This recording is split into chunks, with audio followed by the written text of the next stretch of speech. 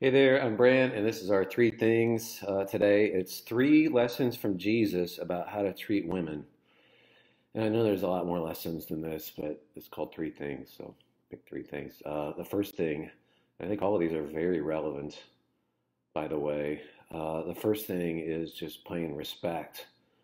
Uh, Jesus does something really remarkable, and a lot of people miss this. When he's with Mary and Martha, so he's visiting these two women with his disciples. They're in the house. Martha's getting dinner ready. She's cooking stuff. She's getting ready. Mary's with the guys. She's sitting on the floor at Jesus' feet, and she's listening to what he has to say.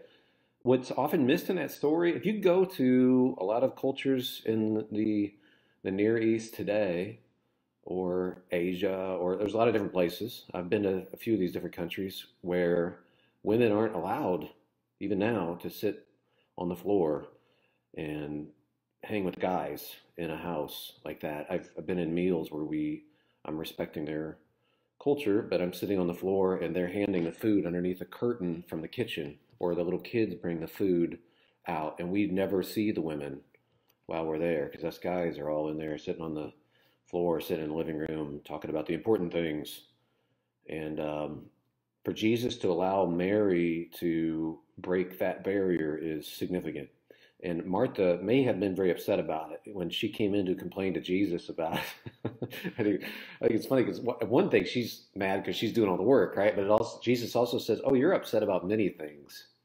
So there's kind of this oblique reference to the fact that she's just not okay with this. But Jesus is showing intense respect to Mary by letting her in there. And that was very countercultural. Second thing, Jesus' ability to listen to women, his desire to listen to women, to take him seriously, even women of bad reputation, like the woman at the well, for instance. There's this story where he's engaged with her and takes her very seriously, and by the way, makes her a woman of all things with bad reputation. He makes her the first missionary in the Bible. The first one, he chooses a woman with a bad rep. He listened to her intently. And third lesson I get from Jesus: respect, listening, which of course is another form of respect. But he defends women, and I think that's a primary job for me as a man. And some would say that's sexist. I would respectfully disagree. I think we use our strength and what we have to defend instead of exploit. If we exploit or abuse, we are betraying our calling as who we should be as men.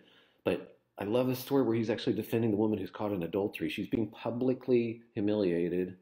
She's probably being laughed at. She's the subject of jokes, and they're getting ready to stone her. And he steps up with his power of intellect, the power that he has, and stands and defends her, stands between her and her accusers. And I think that's a great model, again, as a man. I want to cover shame, not uncover it. And there are entire industries devoted to the shame of women. And I don't want to participate in that. I don't want to be about uncovering someone's shame. I want to cover because that's a way of defending as well.